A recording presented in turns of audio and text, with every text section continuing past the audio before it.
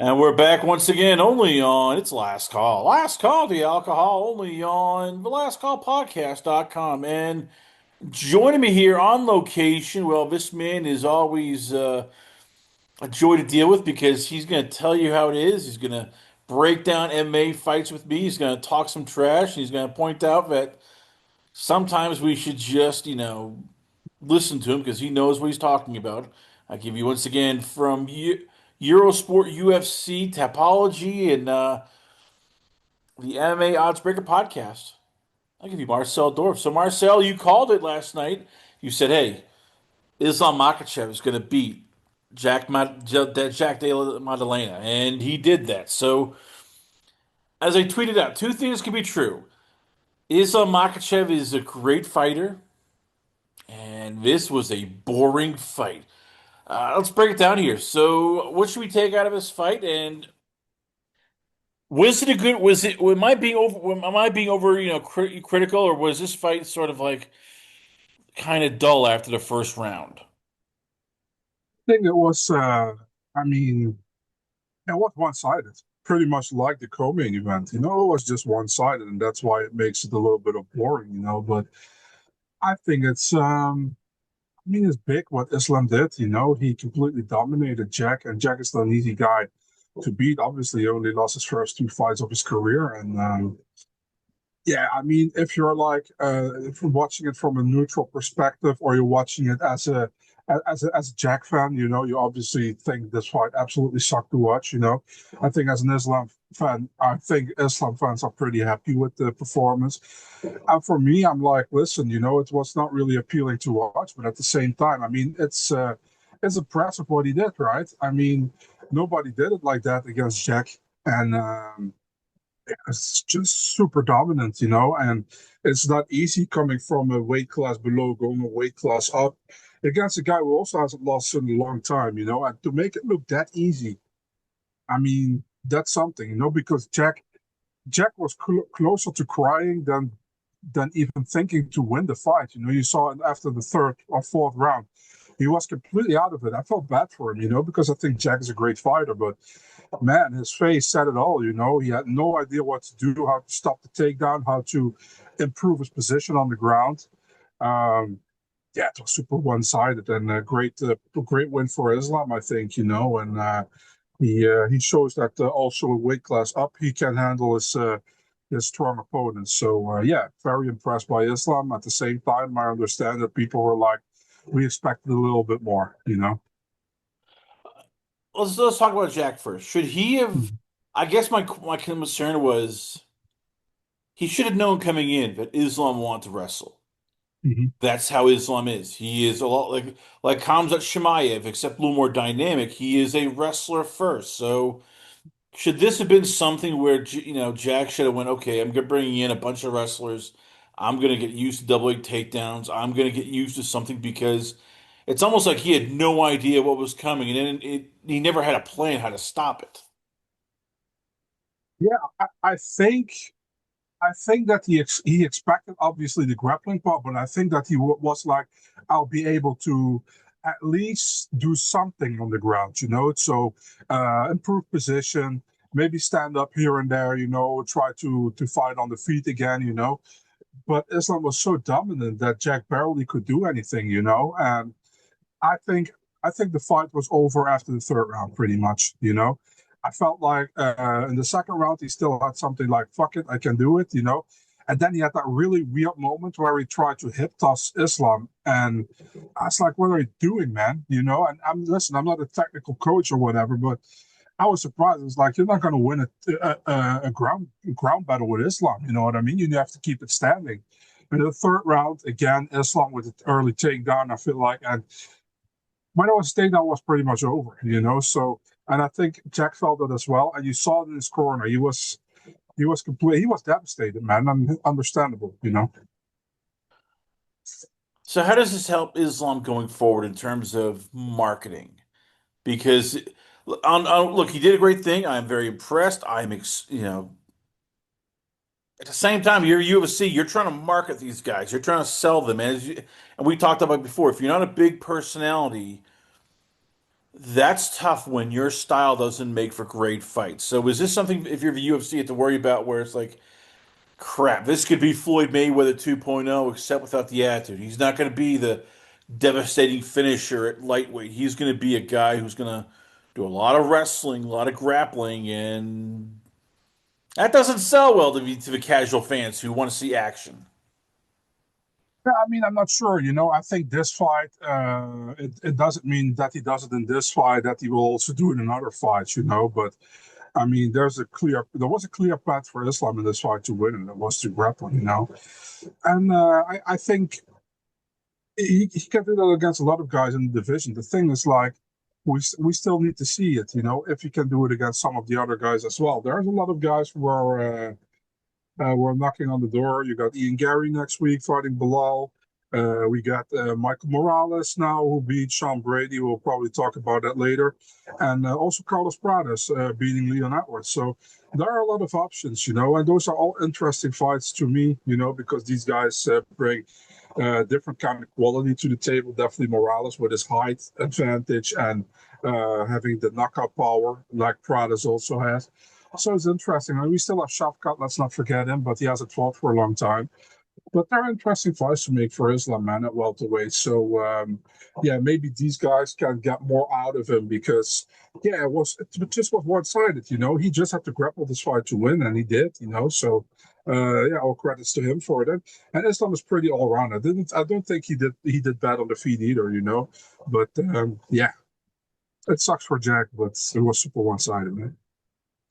That's it. Now I'm glad you brought that up. That's sort of the one guy where if you're, if a Nurmagomedov camp, you're like, I don't know if this grappling thing is going to work. That's Shavkat Rakhmonov. He is, by all consideration, he is the number one contender to the welterweight championship, unless the UFC does some more hinky stuff.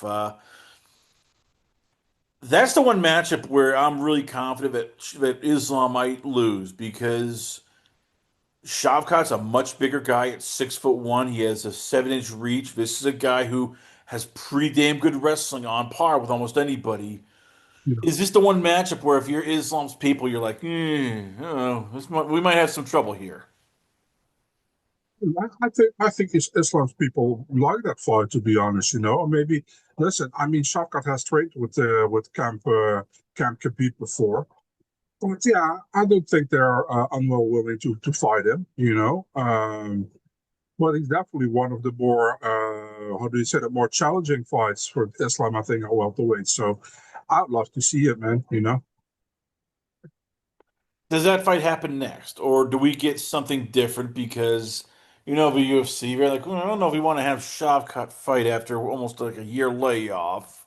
Like reading the tea leaves, what do you think is more realistic? We get Shavkat versus Islam next, or we get somebody else versus Islam next? I think somebody else probably. Definitely because. Listen, if Ian Gary wins against Bilal, Morales won against Brady, and Pradas won against Edwards, I think Ian Gary, if he beats Bilal, he beats the number one contender. Brady or Morales beat the number two contender in Brady. So it's like these two are probably in front of the other guys, to fight. And Shavkat, he was supposed to fight for the title, I know, but the thing is, like, the division moves on, right? So the title shot is only guaranteed the moment you sign the contract and you're going to fight. But if it's not signed or anything, it's not guaranteed. And the thing is, like, Shavkat hasn't fought for a year, you know. And we don't know when he exactly comes back. He comes probably back next year, early next year. But I don't think he gets the immediate title shot. I'd be surprised. I wouldn't mind, to be honest, because I think he's a fun matchup for Islam. But there are a lot of other guys also in the running, and they deserve it maybe more because they have been more active. And that's not to shit on Shavkat because obviously injuries happen. But yeah, the division moves on as well. Is Islam right now better than Khabib? That's what people are talking about. But at this point in their careers, now there's still a lot more probably for Islam left, but is he better than Habib Nurmagomedov? So if you ask me, is Islam more all round than Khabib? I think he is.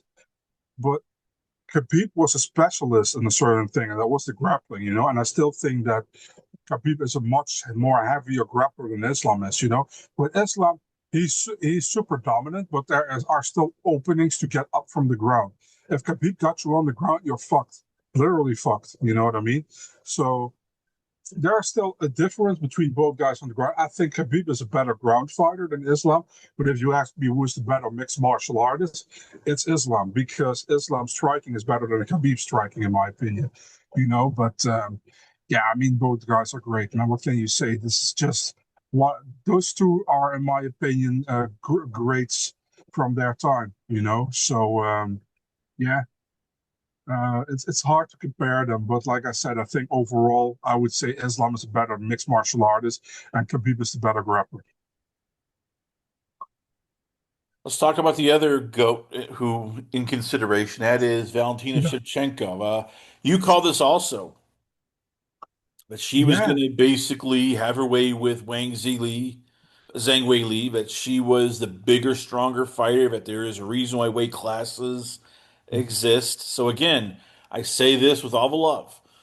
You can recognize greatness in Valentina Shevchenko. You can also say this fight was boring as hell and it put people to sleep, just like the Islam fight. Is that true for both statements? I mean, can we celebrate the greatness of Valentina and also say, yeah, this fight kind of sucked and she should have done more to finish her? yeah. I think you can watch it. You can see it from both sides as well. I think Valentina was super dominant. And but I think, and listen, man, I'm a couch cunt, but I felt like that Whaley's game plan was off. Besides that, she was outmuscled, obviously, by Valentina. But she got taken down 2 or 3 times because she threw a kick. And I was like, after the first time, when you throw a kick and she catches it and she takes you to the ground, she was fucked. She couldn't move anywhere anymore. She was completely dominated on the ground. So when you see that happening after the first time, why do the second and the third time? You know what I mean? And but to the ground and no opportunity to stand up. You know. And I felt like she tried to bum rush Valentina in the first round, and then she walked into a knee, went down, and from there it went downhill for her, man. And the thing is, with the women division, I always feel like that it's listen, with men, it's like it's a weight class different. With women, even when it's a weight class different, I always feel like it's 2 weight class different. Because Valentina was much more stronger than Zhang Weili. Zhang Weili normally can win fights because of technique and being strong. And this time, the technique wasn't how do you say that, in her favor, in my opinion, because Shevchenko was a much more technical striker than she is, and the strength obviously wasn't in her favor. So to me, it was like she's probably not going to win here, And Valentina pretty much did the same what she did to Grasso, just grapple and make sure she was stronger, and it really felt for me as the Jan Blachowicz against Israel Adesanya. Remember when Adesanya went up a weight class and completely got dominated by Jan, both in the grappling and the striking. It really felt like that fight to me, and I think Song should go back to 115 because I think she still destroys everybody there. So, I mean, yeah, she tried at 125. She didn't succeed. It is what it is. Go back to 115 and reclaim your crown. Let's talk about Valentina. Where does she stand? Because some people say she should be the greatest of all time. Mine and my concerns with that has always been okay, but she lost to Amanda Nunes twice. She lost to Alexa Grasso, which and then drew with Alexa Grasso, then finally beat her. Like, I always say when fighters call themselves they should be the greatest of all time, they're probably not the greatest of all time because other people should call you that, not yourself. The thing is, like, we should do it per weight class, so it's much more easier. Valentina obviously is the greatest of all time in the flyweight division. There's no doubt about that, in my opinion. The funny thing is, at strawweight, for me, the greatest of all time still was Joanna. While she lost twice to Rose and twice to Zhang, but her dominance in the division, the way she fought, and the wins she had are still GOAT for me. Nunes is at bantamweight and Cyborg is at featherweight. So to talk about the two fights against Amanda Nunes, I think the first fight, Amanda won. In my opinion, Shevchenko should have won the second fight, but she lost the fight officially. But yeah, I mean, the thing is like maybe we shouldn't do like overall GOAT because a lot of listen. To me, the overall GOAT is Cyborg and women's MMA, and a lot of people will say, yeah, but she lost to Nunes. 100% true.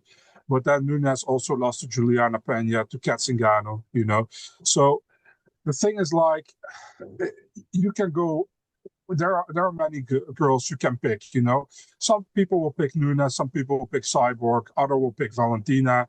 Maybe some people will pick Zhang. I don't think now they will, but Joanna is a possibility. There are even like prehistorical figures who pick Ronda probably, but yeah, you can go with a lot of girls, I think, who are your goats, you know, and that's why I think we should do it per weight class. It's much more easier, and it depends people from getting a headache. Where does Valentina go? I mean, because you there's almost no place for her at 125. She's cleaned out the division I mostly. disagree. I completely disagree. Joe Okay, I'm Rogan, glad you brought it up. So argue with me on that. yeah, Joe Rogan was also saying that, and Joe Rogan was talking out of his ass, you know, Okay, because well, you're getting fired up here. I like it. Marcel's like, hey, I'm going to call there, you out here.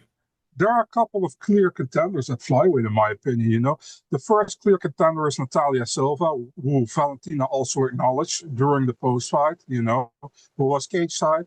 She got all wins in the UFC so far. She has looked impressive. Beat Alexa Grasso in the last fight. She deserves to fight for a title next. You know, that's one. We saw Aaron Blanchfield earlier fighting on the card. Another finish this time against Tracy Cortez. She's also in the running to fight for a title. Her only losses to Manon Fiorot, you know. And then Manon Fiorot made easy work of Jasmine Jasovicius last time. Had a close fight with Valentina.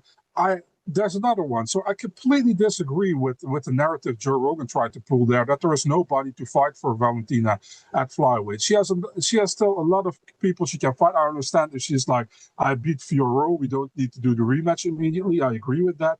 But you got Natalia Silva, who absolutely deserves the title shot. She actually should have fought Valentina last night for the title, but they wanted to do the Zhang fight, which didn't have a problem with, you know. But she should be next, and after that, Blanchfield, in my opinion, you know. So I I don't know what they were talking about. I think there are a lot of options for Valentina at 125, and I don't need to see her go to 135 next. You know, she can go to 135, but not right now, in my opinion. You know, she could have went to 135 when she lost to Alexa Grasso. You know, and when she lost to Alexa Grasso, and then the second fight went to a draw, she could have went to 135 because I still think that she also can be a champion at 135. That's how good I think she is. But now, no, stay at 25 and defend your title against the next contender. So let's talk Natalia Silva. Mhm. This just, I want to believe it. I look at a lot of it, outside of Grasso, Natalia Silva has not really faced, you could say, any top five fighters. So is this too big of a jump for her? I mean, I get it. No, she's impressive, winning streak right now. She is undefeated in the UFC.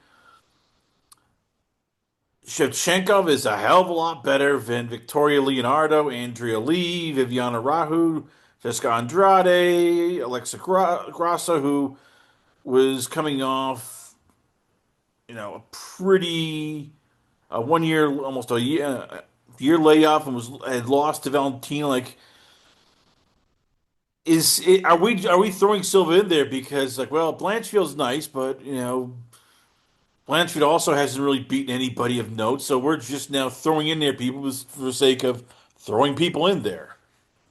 If we don't see it, we don't know, right? So, and I also don't agree with that. Blanchfield didn't beat anybody of note. She beat Rosna Mayunas before the last fight. The Tracy Cortez fight didn't make sense to me at all. You know, the UFC just made that fight, so they were probably luring Blanchfield in, like, yeah, so you can get the rematch and the revenge on Tracy when she beat you. Well, Blanchfield should have won that first fight also, you know, in Invicta back in the day, you know, and they just wanted to promote Tracy Cortez, but too bad, Dana, didn't work out.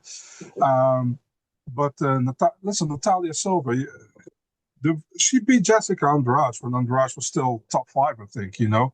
So that's a good win back then, you know, it's a good win. Right now, it's maybe not, but back then it was a pretty good win.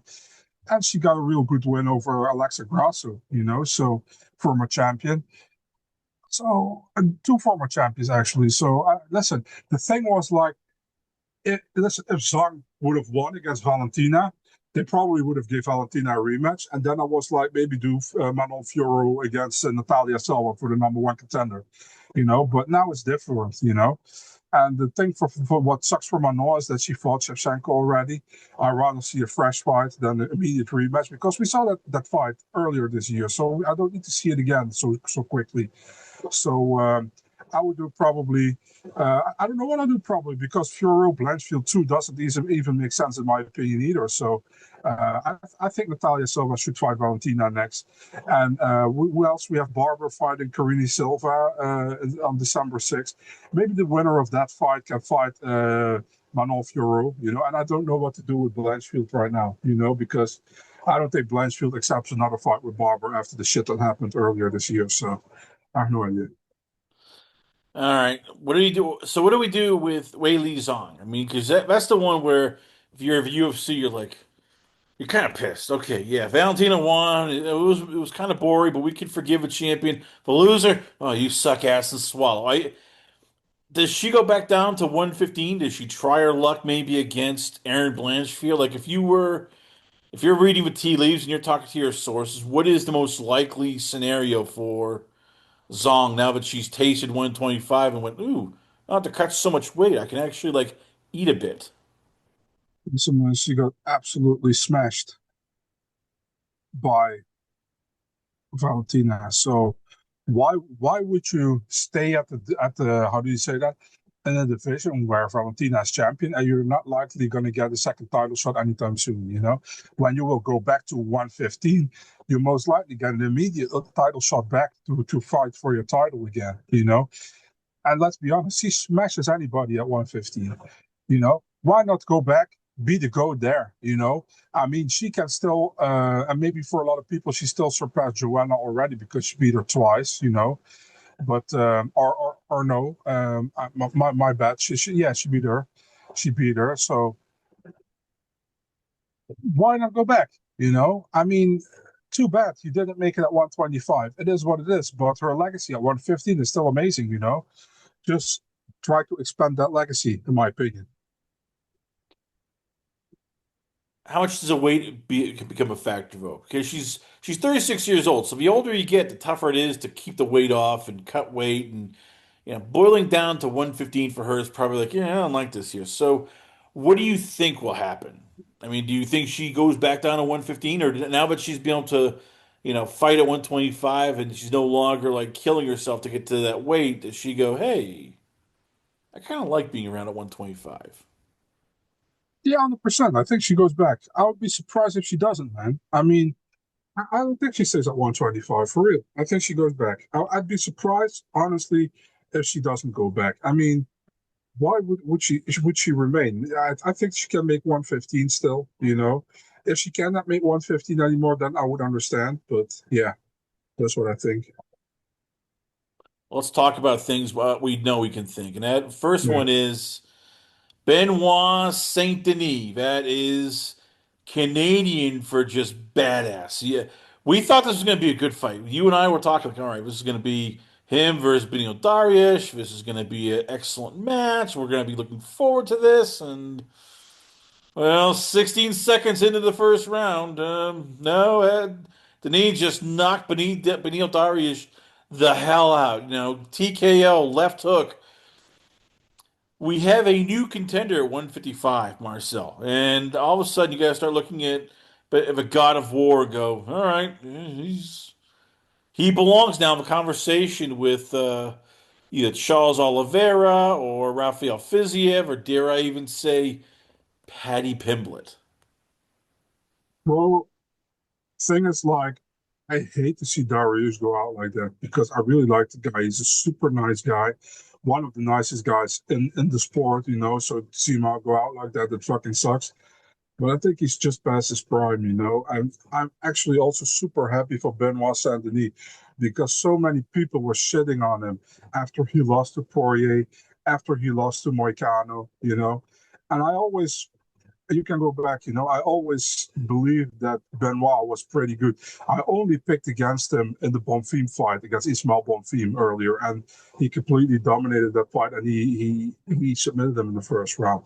But after that, I believed, obviously, I saw him win against Propol like everybody did. But I believed that he was going to beat Mauricio Rufy when a lot of people were down on him and were like, oh, Rufy's going to destroy him. And he showed that he has heart and that he can go through tough times, and he won. And now he beats Dariush in an amazing way. So he's completely back. I'm happy. I think he's a fun fighter to watch. Um, yeah, man, you can match him up with the top of the division, I think, and give him a second chance. After he fought Poirier, remember, he did great in the first round. Then he gassed heavily and got knocked out in the second.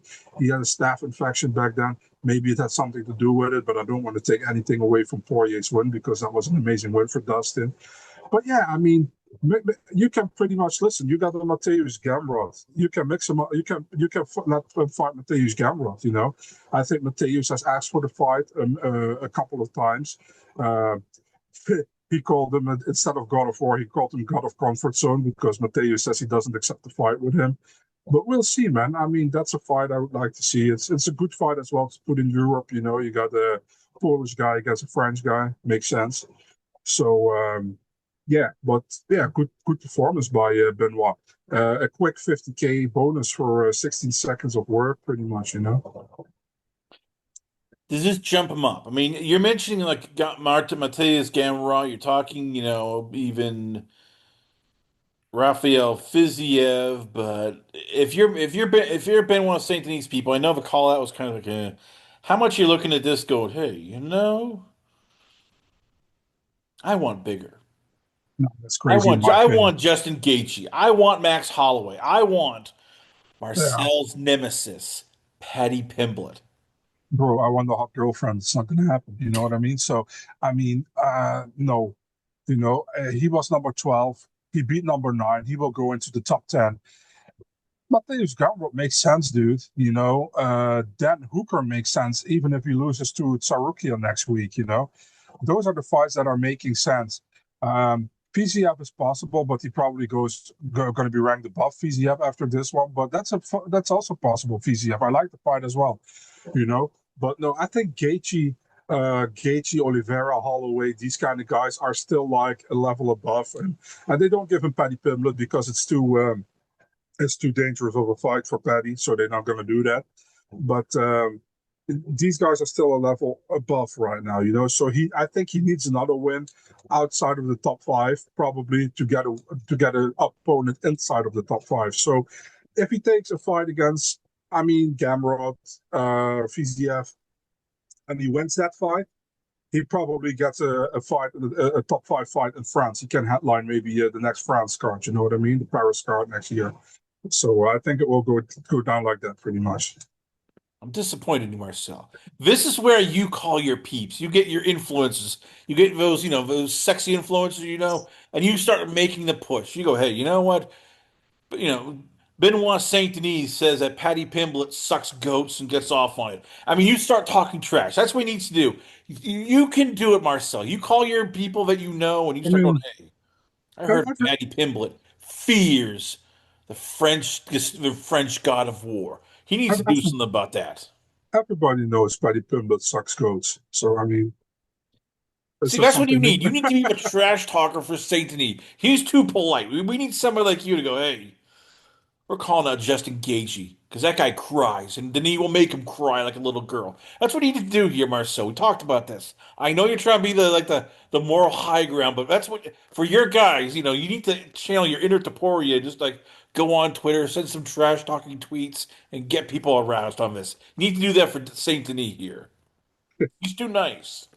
you're crazy, man. Where does Benil Dariush go, though? I mean, because as I said, he is one of the nicest people you'll meet in MMA. He does a lot of charity work. He is a guy who doesn't talk trash either. Now you're starting to look and go, the window's starting to close, and you feel bad because he's been one of those guys all year long where you go, hey, Benil Dariush, just gets on a run, he might be able to get a title shot. Is it over for him now? I mean, is this the part where we start saying those dreaded words, gatekeeper? Yeah, I think so. Maybe even less, he's getting older. He just doesn't look like the old Benil anymore, and that sucks. I think I don't know if he has any how do you say that? Any future plans and coaching or anything. I think he would be an amazing coach, because I feel like he knows a lot of the sport, comes across as a really down to earth guy, really how do you say that? Quiet dude who is really good at explaining stuff, I think, and just overall good dude, So I hope he finds something there, because I don't think he will go up anymore here in this division. He probably still beat some of the guys, for sure. But yeah, it's gonna be difficult, man. Will he go down as one of the greatest UFC fighters to never win a title? I mean, you look at his record, you look at some of the guys he's beaten, and he came after the Gamrot fight. You could have said he deserved a title shot. He had been on a 9 win, winning streak. You figure, okay, god damn it, he should have deserved at least a title shot after that, but for whatever reason, he never got it. And then after, now three losses of his last four, all the killers like Armin Sarukian, Charles Oliveira, Benoit Saint Denis, these are not, like crumb bums, but how much do you look at it? It's like, god damn it, he really he deserved better.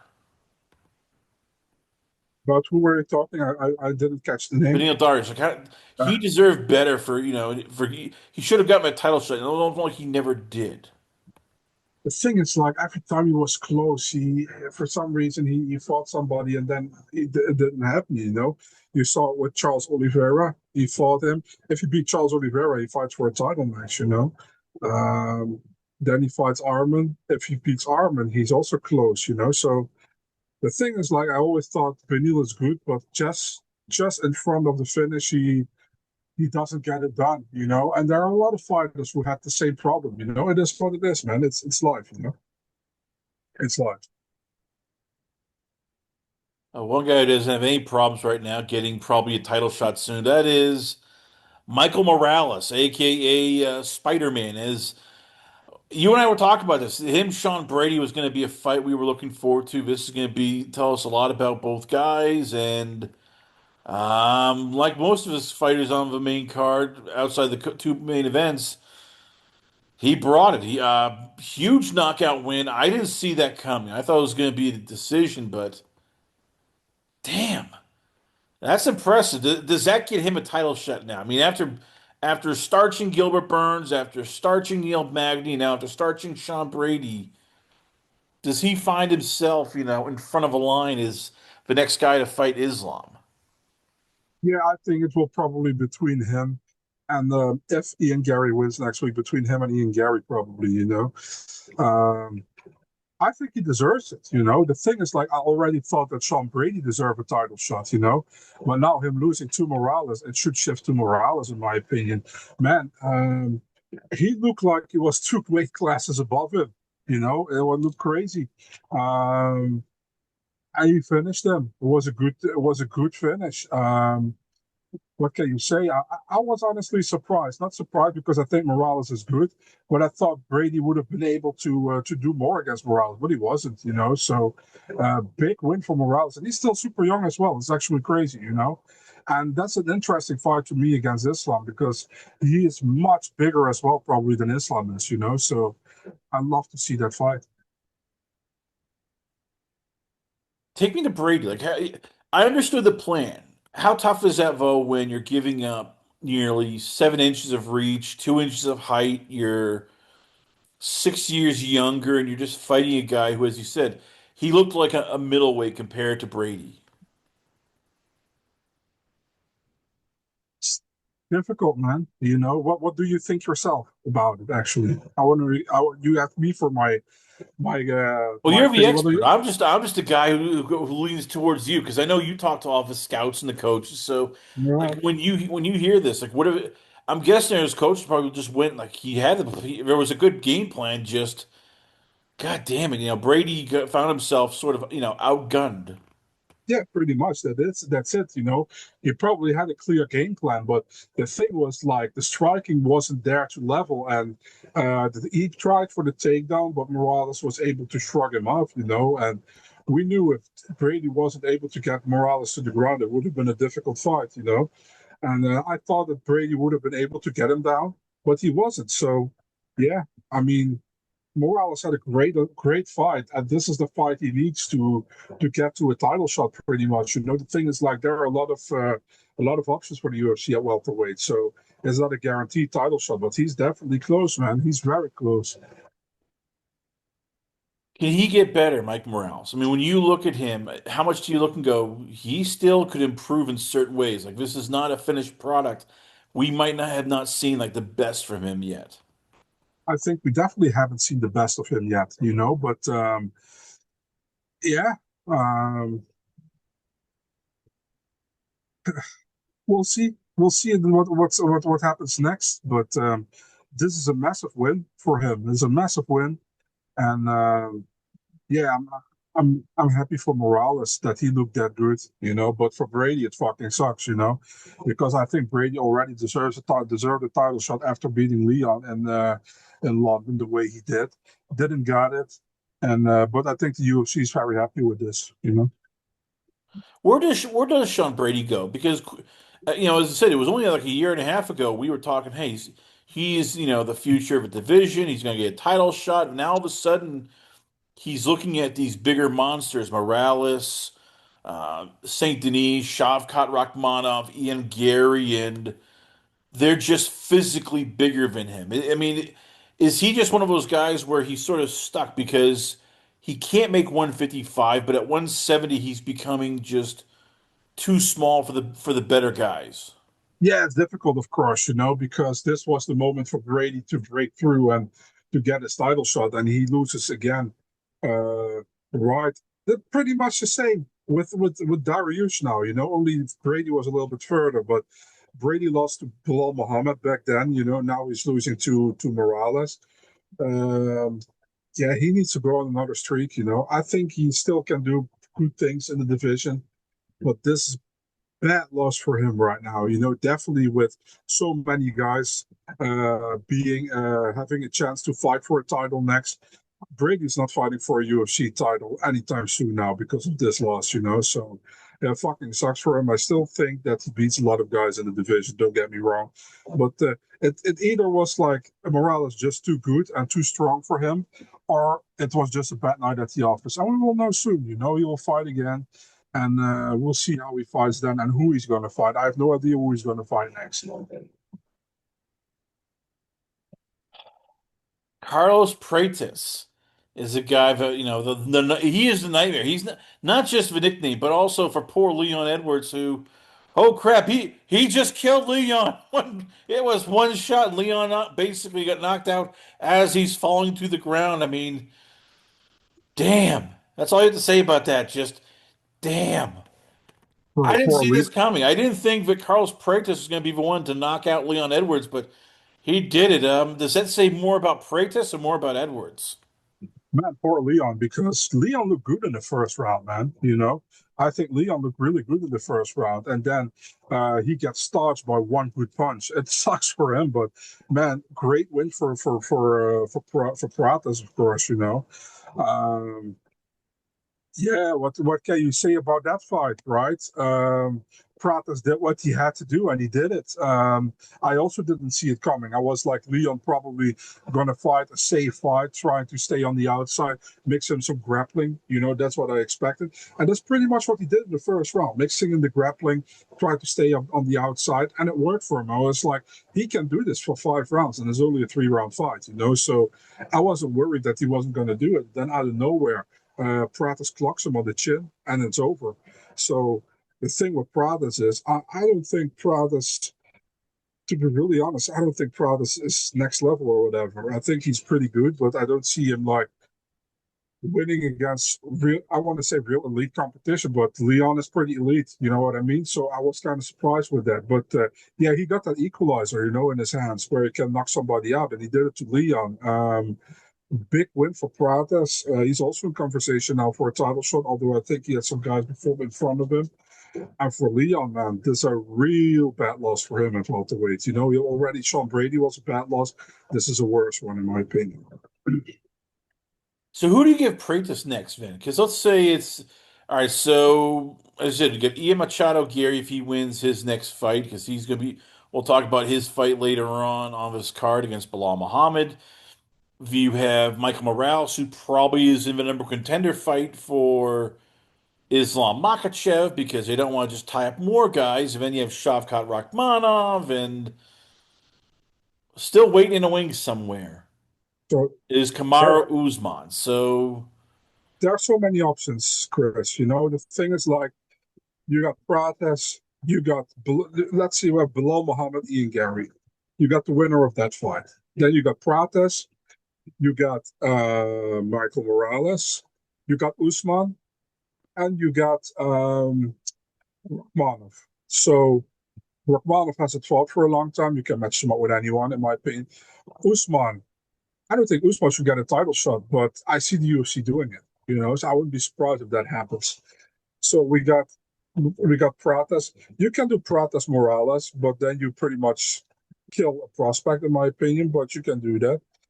You can do Prates against Ian Gary again, but I don't see the UFC doing that because we saw that fight recently, so we don't need to see that. Prates against Usman is possible, but I don't think Usman really wants to fight the up and comer. But we'll see.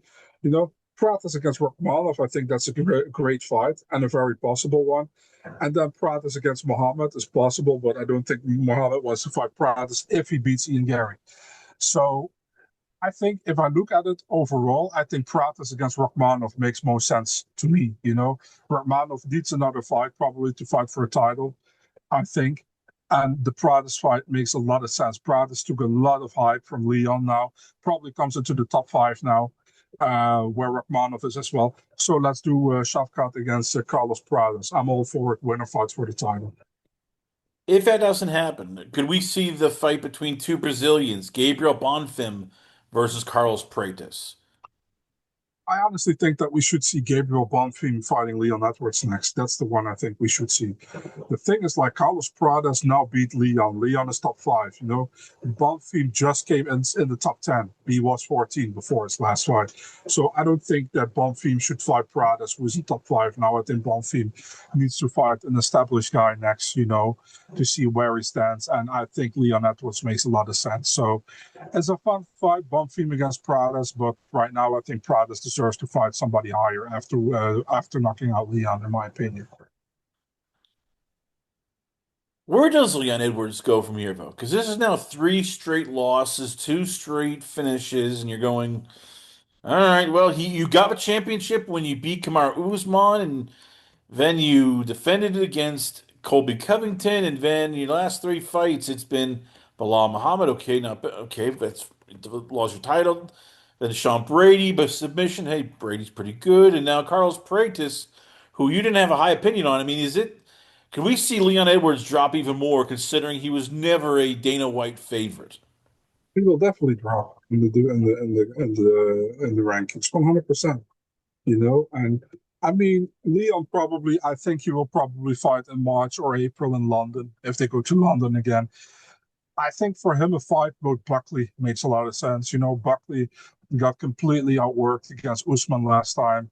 Um, is has knockout power, but overall also loves to wrestle. And I think for Leon, that's a good matchup, a winnable fight. He can also lose it, don't get me wrong.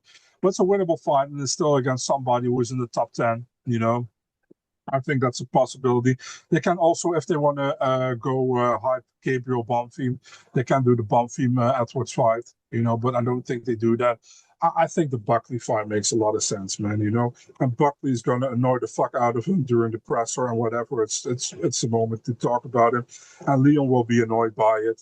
And we will get like a fired up Leon probably in the octagon to fight Buckley. So, Yeah, I like that fight, and I think it's a good fight for Leon to bounce back after three losses, man.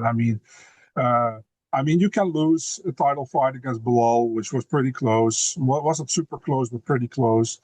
Then the Brady fight was a complete stinker for Leon. And this one, he looked good in the first round, but then he got finished. So he needs a win. I think the Buckley fight makes sense. Let's do it, man.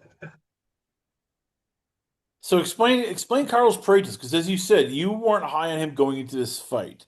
Yeah. And he's a guy who's sort of limited in terms of what he can do, but maybe I'm talking myself crazy because I sat through that whole fight card from 5 o'clock to 1:30 a.m. in the morning, but call me crazy, but all of a sudden you look at Carlos Prates and go, God, he might be able to starch Islam Makhachev. Am I crazy, or does he have that kind of one punch power where you start looking, going, if he catches somebody, you're done? Oh, you're crazy, but not because of that opinion. Just kidding. Um, I don't see it, man. I think Carlos gets taken down easily by Islam. Does he have a puncher's chance? 100%. But also Morales got that same chance. They have power. But I don't see it, man. We saw Pradas fighting against Ian Gary, and Ian Gary pretty much controlled the fuck out of him in that fight, besides the fifth round, where Pradas almost got the late finish as well. But I don't see it. I really don't see it. I like seeing fighters knocking people out. I mean that's amazing. And the thing is, like, I'm not saying I'm not down on Pradas at all. I think he looked great with the knockout in the second round.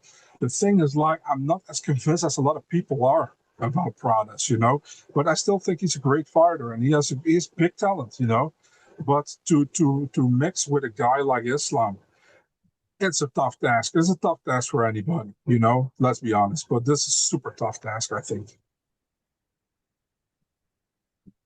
Now, the rest of the card, we got everything we wanted. So let's start with the darling of the UFC's eye, Bo Nickel. Went out there and once again another headshot kick knockout. This time, you could see, I could feel the UFC just grinning ear to ear, like, yes, our baby boy is back. Yeah, he had to slip up against Rainer DeRitter. That was our fault. We take full responsibility. I'm kidding. But is this sort of the Bo Nickel that the UFC loves, wants, and is praying succeeds? Yeah, bro. I said it last week, I think, or I said in the podcast with Adam. Bo's knocking him out. I thought he would have done it earlier, but Bo's knocking him out. And uh, he looked good, man. He won the first two rounds. Vieira not a lot for him. And then the third round, he put the explanation point on and knocked him out. So I think he looked good. Great bounce back fight for Bo. Yeah, I'm interested what's next for him. The UFC obviously pushed him too quick, in my opinion. Although I picked him to win against Rainier, remember? So I shouldn't be the one talking here because I also thought that he probably could have won. But yeah, good win for him, man. Happy for the dude. So many people are against him because the UFC has a heavy push for him. And then he looks like this. So yeah, great win for him. Happy for Bo. So who should he face? Because there's going to be some people like push him to the moon, just give him Israel Adesanya, give him Kyle Barajo, give him somebody big. And I'm guessing you're like, no, no, no. Let's hold off on this here, buddy. So I'm going to throw this out there: him versus Marvin Vettori, or him versus Paulo Costa. If he wins at UFC Fight Night 265 against Roman Kopylov, are those more realistic sort of fights for him? I mean, yeah, I agree. Maybe bottom top 15 or just outside top 15 makes a lot of sense. I feel like. Um, yeah, maybe listen, Vittori is fighting Bruno Ferreira on December 6th. Maybe the winner of that fight or even the loser of that fight is a possibility. Um, I mean, we got Kopilov who lost to Gregory Rodriguez earlier on the card. I think that makes also sense. Either one of them. So yeah, one of those, man. I mean, yeah, I'm all for it. There are a lot of options for both, man. How should the UFC treat Bo Nickel going forward? Because as you said, on one hand, But Rodolfo Vieira is a nice win. This is still, but it's Rodolfo Vieira. This is not a huge step up. So the UFC's in a weird position. They have a guy they want to push, but he only still has 9 fights in his entire career. So, especially at 185, where you're looking going, okay, him versus Gregory Rodriguez, maybe it's too much to chew. Like, can they be patient, or is the UFC gonna just, once again throw him in there against another killer, and you're going, God damn it, you guys never learn. Yeah, I wouldn't be surprised, man, if they do that. But at the same time, the UFC has seen what how bad Bo looked against Rainier the Ritter, you know. So maybe they will give him another fight before they go too crazy with him. I think, you know. Speaking of crazy, let's talk about crazy submission. And once again, we talked about earlier, Erin Blanchfield is all of a sudden making noise. She rear naked choke submission as she trapped the arm in, with a leg scissors. I mean, I gotta say this about Erin Blanchfield. She has bounced back pretty impressively against ever since her loss to Manon Fiorot. So again, we talked about with Valentina. Valentina takes on Natalia Silva. What do you do with Erin Blanchfield? Do you give her Manon Fiorot rematch? Do you give her somebody sort of a little bit below? Like, what do you do with somebody who kind of is like proven she can beat almost everybody except for Man Fiorot right at this point? I mean, I think I might go Aaron Blanchfield versus Alexa Grasso next, man. Why not? You know, and if she beats her again, she can fight for a title, in my opinion. Like I said, I would go Natalia against Shevchenko. I think Blanchfield Grasso is good, and maybe let Fiorot fight the winner of Barber against Carini Silva. I think that makes sense. It sucks for Fiorot again that she has already fought Shevchenko recently. Otherwise, she would probably be next. But we already saw Blanchfield Fiorot, I think, last year, so I don't need to see it again right now. But maybe in the future, you know. But right now, it doesn't need to. But if the UFC wants to do the rematch, I'm also good with it. I don't mind. Like, is it me or is all of a sudden 125 a bit sort of thin in terms of like you have Valentina Shevchenkov on one level, you have Manon Fiorot on the other level, then you have sort of Aaron Blanchfield and Natalia Silva, and then there's a drop between everybody else. I mean, is this going to be a problem where you're trying to figure out, okay, what do we do with Fierro? Who do we give between Silva, uh, Silva and Blanchfield? Like, how tough is it trying to figure out who gets next when, as you said, if it's Silva, well, then Blanchfield gets Grasso, who's now going to be going on three straight losses, or if it's Blanchfield, Silva's sort of like, well, I guess I get Man Firo. Yeah, it's difficult. They got to figure it out, man.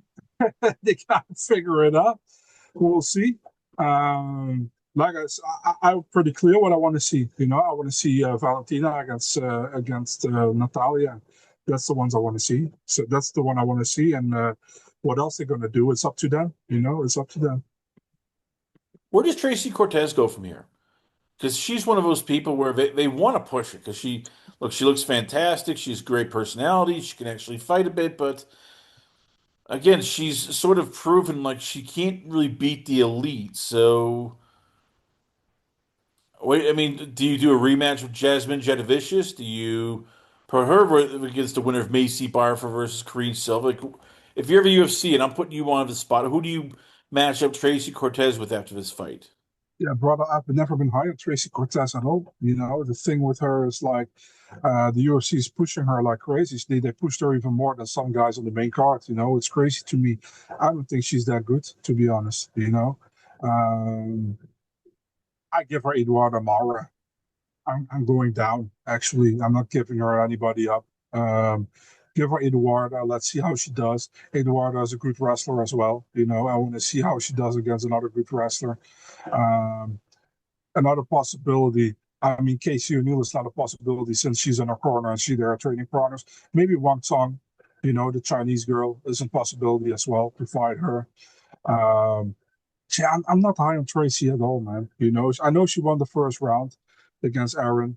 But I felt like I didn't know Aaron looked really hesitant, and I didn't know why because I think her ground game is much better, and she didn't even use her ground game in the first round. And on the feet, she didn't look good. And then for a weird reason, Tracy actually went for the takedown in the second round, and Aaron took over. So yeah, like I said, I'm not really high on Tracy Cortez at all. I'm sorry. Well, one guy we might be able to be a bit high on because Nova UFC is high on him, and that's right, the Russian badass himself. I give you the hunter, Baisengur Suskarayev. Again, they threw him a bit of a tomato can in Eric McConico, and he took care of that tomato can, knocked him out in the first round, in the third round with a right hook. It's gonna get even. I'm guessing the UFC is gonna show patience, right? They're gonna be patient, or is there gonna be people in the UFC office going, "Hey, you know what? We're gonna give him versus RoboCop next.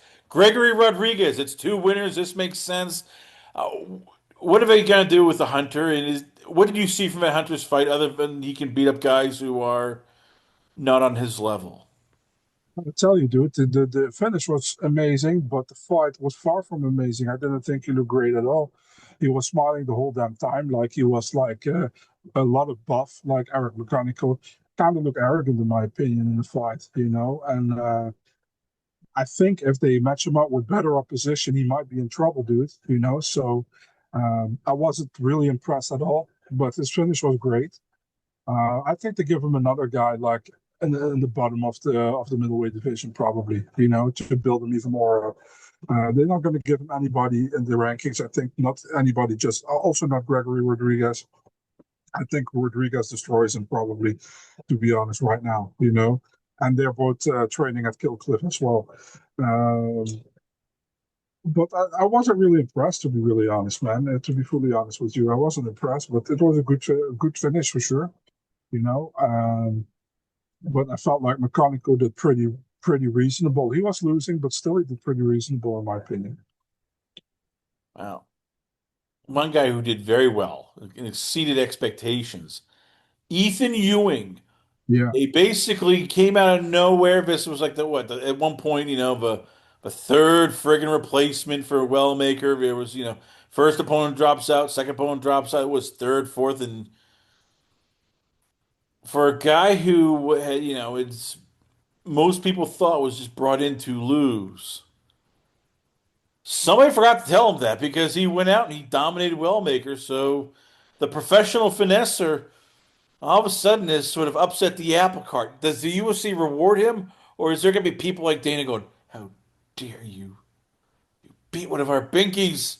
Didn't you know you're supposed to lose? I keep telling you, the FBI won't investigate you. We were brought you in to lose. How dare you, sir? Does he get in there fight, or does the UFC go, screw you? You ruined our plan."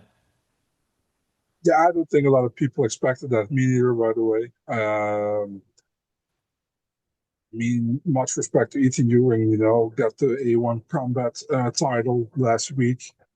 Takes the fight on a 2 days notice or whatever, and he beats one of the guys who was one of the biggest favorite, maybe even the biggest favorite on the card. And the way he did it, uh, bite on his mouthpiece, went forward for 15 minutes, looked really good, man.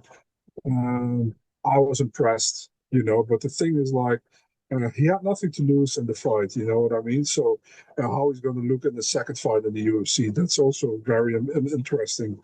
But man, wow, uh, one of the performances, in my opinion, of last night. So big ups to Ewing.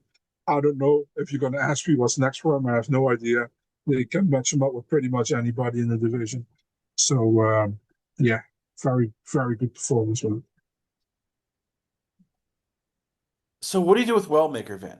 Because again, this is a fight which he came in, he had been knocking out people, almost for his entire career. He had never been his only loss was all the way back in 2019. His fourth fight, and since then it's been knockout, knockout, knockout. Went the distance in 2021, but knockout, knockout, knockout in the UFC. Three straight knockouts. Like, where does he go from here? And did he get, how badly did he get exposed when you had somebody who wasn't just wilting under the first sign of pressure? I mean, um, I, he can match up against a lot of guys on 135. I mean, yeah, I, the thing is with Melmaker, a lot of people think he's super young, but he's already in his 30s, you know. That's why the UFC tried to push him a little bit as well, I think, you know. It's just a bad loss for him. Although this was at 45 because of the short notice for Ewing, but it's a bad loss for him. We'll see. There are a lot of options at 135. You know, 135 is a pretty stacked division in my opinion. So they probably give him another guy who he can very likely beat next. You know, and try to get him back on track. That's probably what the UFC does all the time, and that's what they will do this time as well. You know. Meanwhile, Kyle Dacus continues his resurgence as he comes back to the UFC. 50-second knockout, 50-second submission, Darce choke over Gerald Merchant. This is tough because I love Kyle Dacus. It's a great story, him coming back, and congrats to him. But at the same time, this felt like the final fight for Mercer, where it's like, okay, GM3 is sort of finite for me. Is this the last we're going to see of him? I mean, because he had talked about, my time is near. I mean, I might be hanging it up. I mean, is this the fight where we basically have seen the last of for GM3? Yeah, man, I feel that way. You know, I feel bad for GM3. I tweeted it out as well. It's an amazing win for Kyle, but absolutely sucks for GM3. You know, GM3 also one of the good dudes in the sport, always a friendly guy. And it sucks to see him go out like that, you know. But I think his time has passed, man. To be honest, and I think he said in an interview with James Lynch that he's thinking about as well to do coaching and maybe do a desk job for MMA organization as well, you know. So I think that's okay, you know. That's okay. Meanwhile, for Dawkins, where did this come from?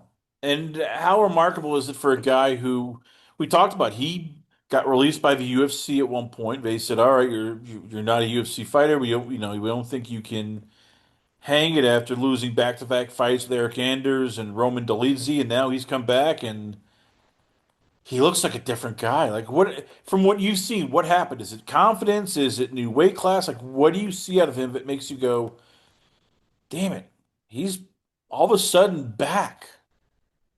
I mean, he probably reconsidered a lot when he left the UFC, and yes, he's looked good. You know, I mean, the Pereira win was already amazing last year or earlier this year. I'm sorry, and now beating GM3 is a good win as well, and submitting him is even bigger in my opinion. You know, yeah, it's interesting. You know, it's interesting. I hope he can keep going like he does now. But yeah, it will be difficult, man. But looks promising, right? Looks very promising. Meanwhile, speaking of promising, Fatima Klein, unanimous Yeah. decision victory over Angela Hill, that was a dominant win. That was one of those fights you're looking at going, okay, this is what we want to see out of her. This is what we wanted to know she could do. At 115 in the division, which is sort of chaotic, you're trying to find the next person. Did she put her stamp in like, okay, I'm ready for a top five fight now? Top five, not, but top 10 definitely. You know, she looked great. She wasn't very satisfied with her own, how do you say that? With her own performance, but she looked great, man. Really solid, really solid performance in my opinion. Didn't give Angela a lot of chances. Yeah, all credits to her, and that's pretty much what I expected from her. To be honest, you know, I think Fatima is a really fun prospect to watch, and yeah. Well, let's see what's next for her. There are a lot of options. She hasn't fought the top of the division yet, so there are a lot of options in the division, in my opinion. Meanwhile, for Angela Hill, is this the final fight we've seen out of her? I mean, I, I I mean, think Angela. she's the Energizer Bunny. She's done this for a long time, but this is now three losses out of four fights, and like, what else are you going to do in terms of all of a sudden just having her be just a legit gatekeeper? Angela will keep continue, I think. I think she will continue to fight, but yeah, there will not be a lot of options anymore. I think to probably fight up. She probably will. They will probably use her to fight against up and coming talent. I think, and that sucks maybe for Angela, but at the same time, she's getting older and she knows that as well. So yeah, it is what it is, But she was talking about fighting for a title. I understand that she obviously still hopes someday she gets it, but. Yeah, we all know it's not going to happen. Let's be honest. Did she make a mistake taking this fight on short notice? She had just fought Yasmin Lucindo in August. This is literally 2.5 months till to the next fight. I mean, would she have been better off? Like, all right, I'm going to take some time off, maybe come back, in January, February, or would this have not made a difference at all?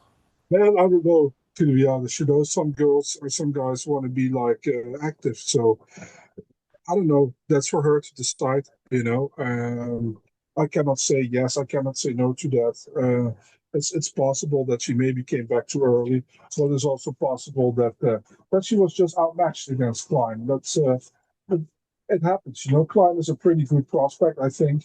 Um, so I don't think she came back too early. I just think that she lost to the better fighter. It is what it is. Meanwhile, Pat Sabatini winning a unanimous decision victory over Chepe Mariscal. He's basically steak and eggs. He's reliable. He, usually wins more than he loses. And where does he go? I mean, as I said, do you give him a top 10 fight? Now that this is his third straight win of the UFC in a row. Does he deserve now a top, 15 fight? Yeah, he deserves a top 15 fight, in my opinion. I think Shepard already deserved it, probably. And he didn't get it. And now Sabatini beats and has looked good in his last couple of fights. Yeah, give him somebody in the top 15. I don't care who they give him, but I think he deserves to fight somebody in the top 15 for sure. Yeah, Last two fights to discuss quickly. yeah. Gregory RoboCop Rodriguez defeating the very tough Roman Kopylov, who, man, we're talking, we're seeing another guy who we thought was going to be at one point like, hey, somebody to watch, and then all of a sudden now it's back-to-back losses to Paulo Costa and Rodriguez. Does either guy really come out of this better, or is this one of those fights where it's two guys, they scrapped, and now you're like, okay, what are we going to do with either one? I mean, Rodriguez hasn't looked bad in his fights the last couple of times. I know he lost that fight to Cannonier, but it wasn't a fight where he looked good early on. After that, got that nasty knockout win over Hermanson. I think for Rodriguez, there's still a possibility to get in the top 15 soon. For Kopilov, yeah, I mean, Kopilov hasn't looked good as of lately. It's also not in the top 15 anymore. Lost completely, got dominated by Costa last time.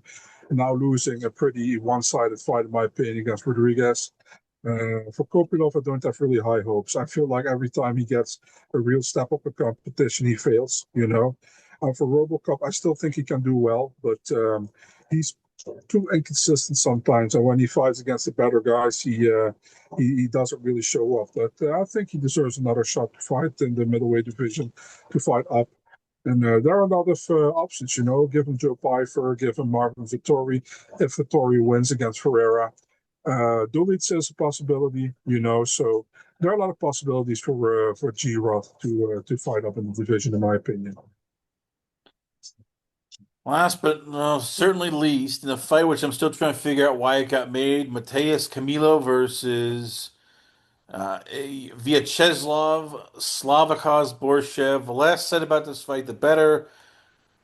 Again, I'm going to ask, why was this fight made? Why couldn't they just moved Camilo to somebody else? And again, why was this fight friggin' made?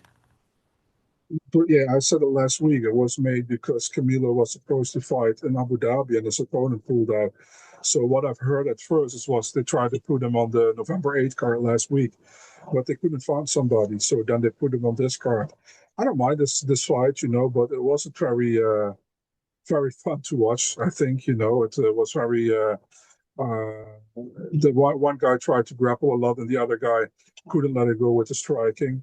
It was one of the forgettable fights on the card, pretty much. You know what I mean? So it wasn't really an interesting fight, but that's probably also why it was the opener. But happy for Camilo, he got his first win. We go from this past weekend's fights to the next fight, or the next fight card, November 20, it'll be November 22nd, all in Qatar. It's Sakurian versus Hooker, Bilal Muhammad versus Ian Machado Gary. I'm not gonna lie, this is a pretty good card. Are you surprised that this is a fight night card and that Qatar is getting it instead of, I don't know, a better city of the United States or even Saudi Arabia, but instead Qatar gets the nod? No, I'm not, man. The oil money, right? The UFC goes where the money is, and they probably pay a lot of money. So I'm not surprised at all that they got a good card. It's a really good card, I think, for a fight night, and I'm not surprised at all. So I think we will see that going through a lot of times now, where like the Middle East gets crazy fight night cards because they pay a lot of money. So right now, the main card, we get Sarukian versus Hooker. We get Bilal Yeah. Muhammad versus Ian Machado Gary. Hmm. Volkan Ozdemir versus Alonzo Menefiel. Jack Hermanson versus Miktabek Orbay. And Alex Perez versus Asu Ambalaev. And a heavyweight fight got squeezed in there, even though I know you were protesting. Sergey Spivak versus Shamil Gaziev. Break it down for me. Which of these fights are must see? Which of these fights are you going, God damn it, why did they put this fight on the friggin' card? Okay, I'll go to the whole card, man. Tsarukian and Hooker, interesting fight. Obviously, it's the main event. I think Tsarukian has a massive advantage in the grappling in this one, and even in the striking. I think Tsarukian is much more technical. Hooker has definitely the chance to make it dirty and to make it a fun fight, But I would clearly pick Tsarukian here as a favorite to win. Co-main event is maybe even more interesting now with the things that are happening at welterweight. We got Bilal Muhammad against Gary. Yeah, dude, if Bilal falls in love with his hands again, I think Gary might beat him, unless Bilal grapple fucks and wrestles for the whole fight, then he can beat Gary. It's a three-rounder, I think. So there is not really like, I think it either goes by decision from Bilal or maybe in the finish. It's interesting. Oezdemir Manifield is actually a fight that shouldn't be on the main card, in my opinion.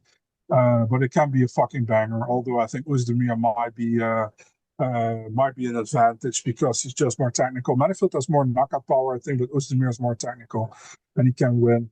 We got that real fucking weird fight with Jack Hermanson. His oral by coming from 155 to 170, and Hermanson dropping down from 185 to 170. Um, it's a difficult one because I think Oralby is super talented. At the same time, you're fighting Hermanson, who's actually much bigger normally, and is a submission threat on the ground as well. So that's an interesting one. I don't want to pick there yet. So Spivak Gaziev is a weird fight, but it can be an interesting one. We know Spivak is a pretty decent ground game, is also pretty decent stand up. Gaziev is pretty good overall, in my opinion, but he gasses after the second round normally. That's why he finishes a lot of fights in the first. But that's an interesting one. And then my guy Alex Perez fighting Almabayev, really interesting fight as well. We got Alex, the former title challenger, against Asu. Asu won his last fight against Ochoa, and Alex coming back after that gruesome injury against Tsuru Taira last year. Yeah, interesting fight, man, for sure. I think Alex can do pretty well in that fight. If Almabayev going to wrestle, Alex can wrestle as well. I talked to Alex Perez like a couple of days ago. I had interviews is on my YouTube channel and on my Twitter. And he said like he expects like not a grappling but more of a striking battle because he's like, I think I'm better in grappling than he is, and he probably thinks he's better than me are. So I see it's going to be like a striking battle. But this is a fun matchup. I think one of the better ones. And yeah, that's the main card then. But looking forward to man. Good main card. We have some pretty good undefeated prospects here, but I want to talk about one fight which I know you're pissed about because I can tell you're like, God damn it, this fight deserved to be in the main card. We could have replaced the heavyweights or a light heavyweight and put this in instead. Kyoji Horiguchi versus Tagir Albekov. Featherweight fight, two guys you could argue are both of them probably in the hunt for, if they win, a top 10 fight. Horiguchi just came back to the UFC, former champion. Are you shocked to got put down of a prelim card? Or are you going, yeah, that is the UFC. They really hate small guys. Kind of disrespectful, to be honest, man. I think Horiguchi, former flyweight title challenger, former champion of Bellator, former champion of Ryzen, coming back to the organization, always been a fun fight. Fighting Ulan Bekov, who is also a pretty good fighter, in my opinion. That fight should have definitely been on the main card. So yeah, I don't really mind because I'm going to watch it anyways. But that fight should have been like at some bigger placement, in my opinion. Maybe a feature. Listen, if you don't want to put it on the main card, put it as a feature prelim, in my opinion. But that's a fight that definitely I'm looking forward to, and it's actually too good to be on the prelims, in my opinion. We've got four undefeated prospects on the card. It's Nurul Aliev at a lightweight taking on Shaquem Rock. Yeah. We have Luke Riley taking on Bogdan Grad at a featherweight fight.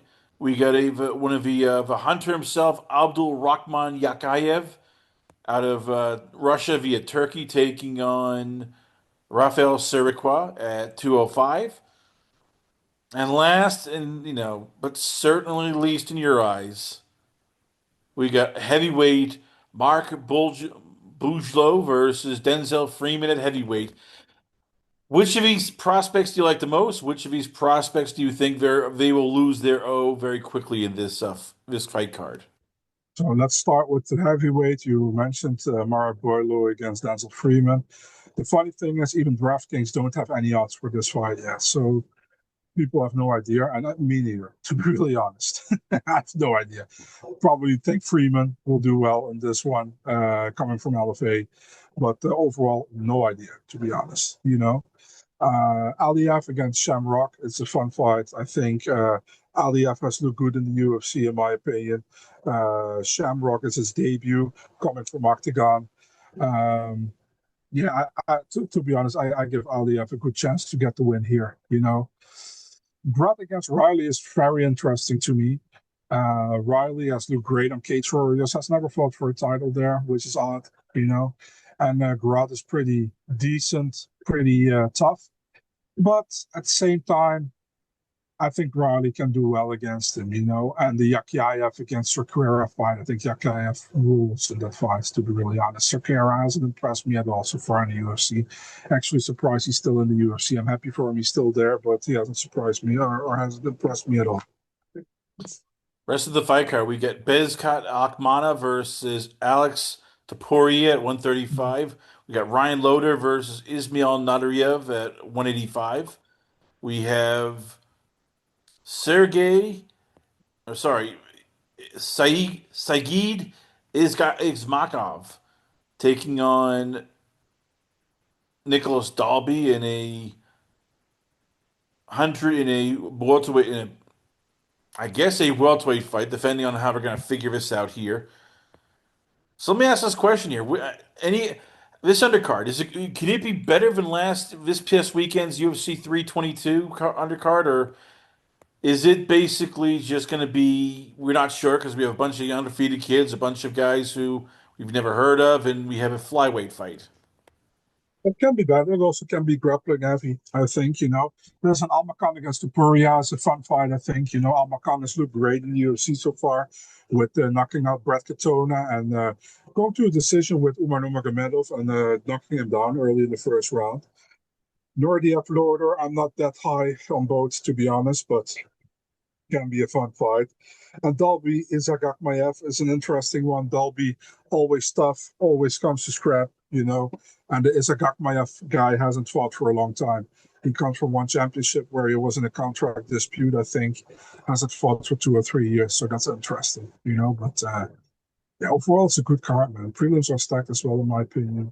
Looking forward to this one, and we should enjoy it because after this card, we have a week without UFC. So yeah.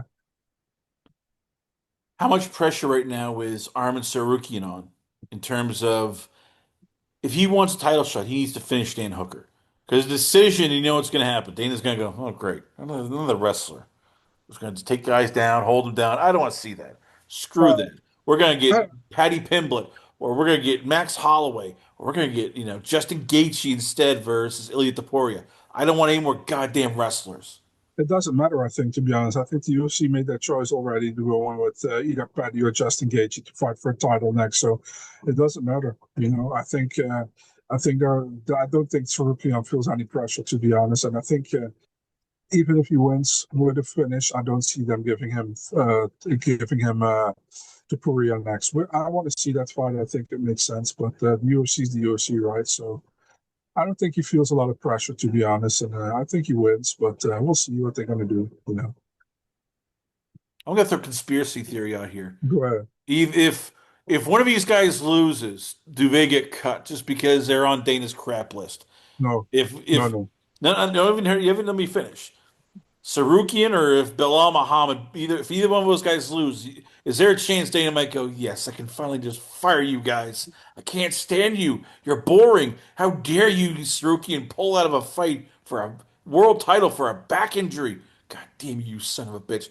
I mean, the UFC, they're not above being petty. So is there a chance if either one of these guys loses? Dana might just go, yes, we are moving on, or we are releasing one of these guys. Thank you we wish you well in your future endeavors. I don't see it happening, dude. To be honest, I don't think so. No, these guys are still too good to let them go. So they probably won't get any title shot anytime soon if they lose, But no, the UFC's not going to let them go. I'd be super surprised if they did.